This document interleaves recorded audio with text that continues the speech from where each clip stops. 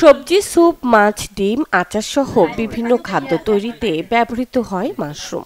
বহুগুণ পুষ্টি ও ঔষধি গুণ সমৃদ্ধ মাশরুম প্রচুর প্রোটিনের উৎসের পাশাপাশি ভিটামিন ও মিনারেলস সমৃদ্ধ। ওজন কমানো, ডায়াবেটিস ও রক্তচাপ নিয়ন্ত্রণ, হৃদযন্ত্র সুস্থ রাখা, এমনকি ক্যান্সার প্রতিরোধী এই মাশরুম। বহুবিধ ব্যবহারের ফলে বাড়ছে এর চাহিদা।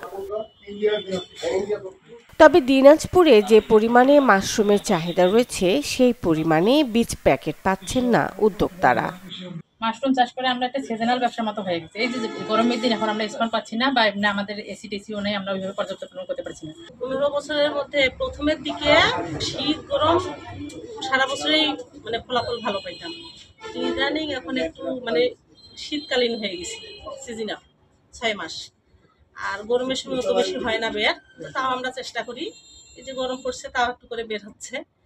মাশরুমের সম্প্রসারণ ঘটাতে প্রশিক্ষণের ব্যবস্থা থাকলেও ল্যাব সংকটের কথা বলছেন সংশ্লিষ্টরা।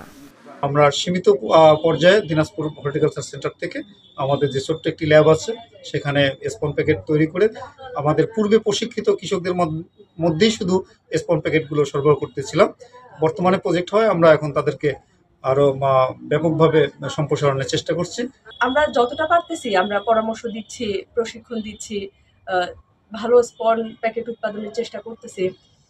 এই অঞ্চলে সবথেকে বড় প্রতিবন্ধকতা হলো ল্যাব নাই।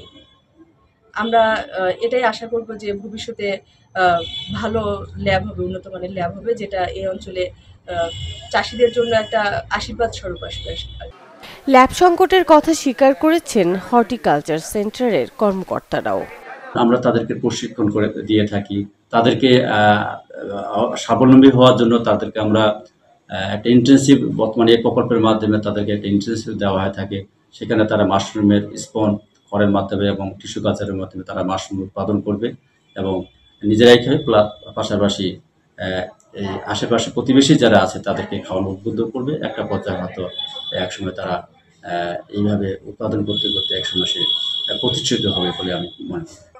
সরকারি ও বেসরকারিভাবে পদক্ষেপ নিলে এক সময় মাশরুম বিদেশেও রপ্তানি হবে। এতে করে দেশের আয় হবে, বাড়বে কর্মসংস্থানও। Desk report, channel 24।